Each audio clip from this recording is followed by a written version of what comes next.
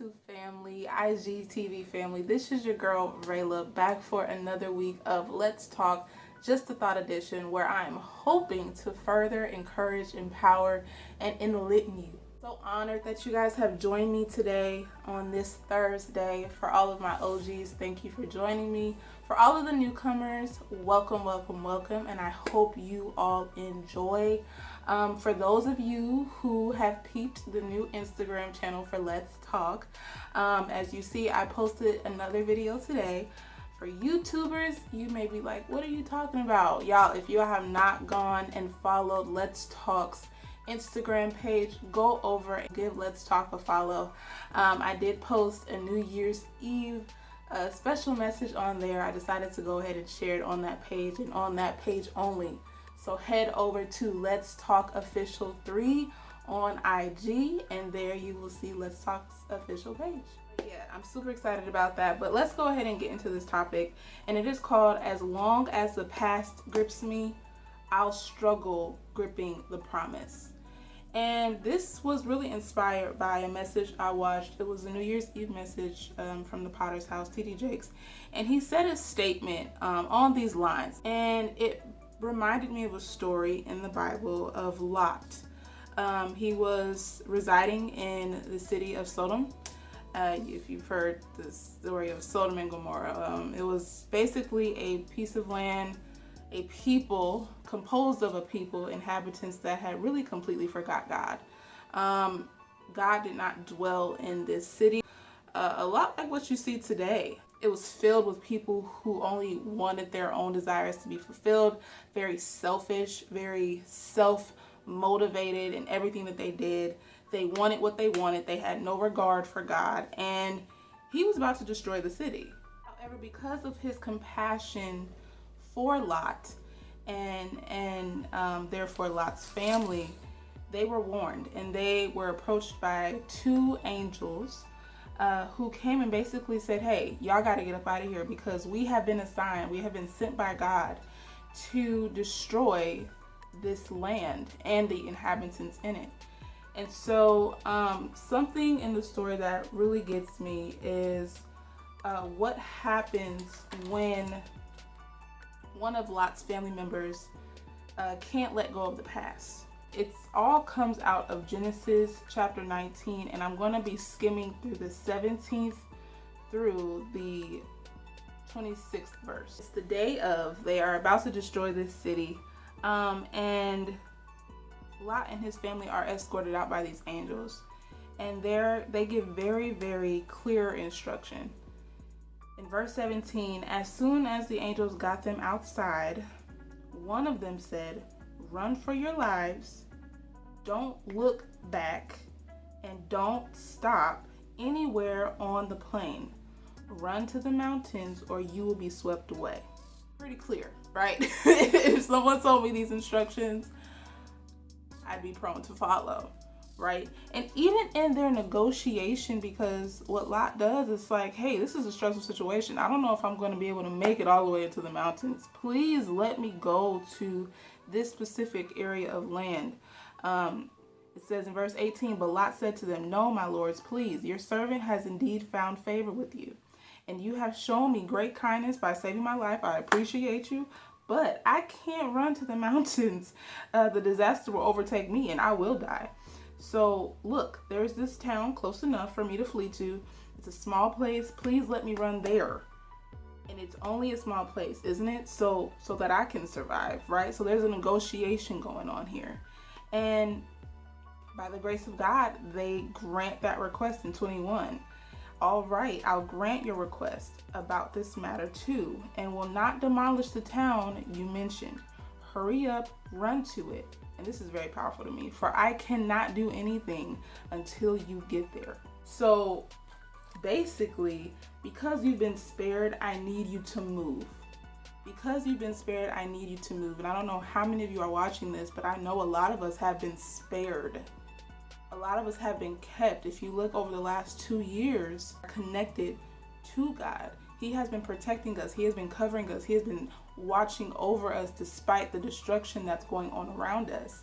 And with that being said, since we have been spared, I think there's a movement that he is expecting, that he is wanting out of his people.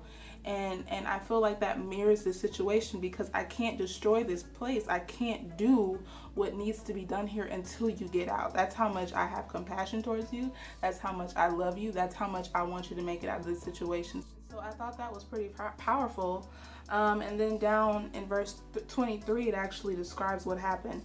The sun had risen over the land when Lot reached Zoar. That is the land that he negotiated to go to, right? Then out of the sky, the Lord rained on Sodom and Gomorrah burning sulfur from the Lord. He demolished these cities, the entire plain, all the inhabitants of the city, and whatever grew on the ground. Not even anything could grow on the ground. The ground was bad. And this is really the essence of this message in verse 26. But Lot's wife looked back and became a pillar of salt. So what that goes to show me is that there was still a grip that Sodom and Gomorrah had on Lot's wife. There was still a certain commitment that she had, a connection that she had to where she was leaving, from the land that she was leaving. And she blatantly disregarded the very instruction, don't look back. Do not look back to where God is delivering you from. And she did, and she turned into a pillar of salt. And I was kind of wondering, like, why a pillar of salt? Like, what is the representation of that? And I researched it, and it symbolizes permanence, loyalty, value. And so there was still some loyalty. There was still some, like I said, a connection that she still had, so much so that she could not help herself but to look back. It was her internal desire coming out externally through her action, through her movement of looking back, because that's where her heart really was. And the grip on her was so strong, unfortunately, to where she missed out on safety, to where she missed out on freedom, because that is what getting them out of the city represented. That was what leaving a ground that would not even produce was for them. And so that makes me wonder, makes me ask you watching, what has a grip on you? What in your past is keeping you back there? What in your past is not allowing you to move forward? What in your past, what happened in that last relationship? What happened on that last job? What happened in that last conversation? What happened? What happened in your childhood? What happened? What trauma? What traumatic situation? What comfort are you holding on to? Even if they're, especially if they're negative, right? Because even I find that and I say we because I've done it, we find things about our past that we make excuse as to why we haven't moved forward, or why we haven't reached towards the promises of God, or why we haven't stepped out on faith. And we get really comfortable there. We get really comfortable in those excuses. We get really comfortable in blaming daddy. We get really comfortable in blaming the neighborhood that we grew up in. We get really comfortable with blaming the fact that I didn't have a good education, or I don't have an education, or I don't have the pedigree. We get comfortable and stay there and don't move, or look back at it every time there's a new opportunity that presents itself. And we have more loyalty to that than to the new thing. We have more loyalty to comfort than the new thing. We have more loyalty to dry ground than the new thing. So I'm pretty much done here. This is just a thought, so they're not meant to be very long videos. But I just wanted to give that to you to make you think. Think back over your life. Think back over your thought bank. And ask yourself, is there anything that's gripping me so tightly in the past that's not allowing me to move forward? Is there anything gripping me so hard that is not allowing me to exercise my faith? But I thank you guys for joining me. I love you guys. I appreciate your support.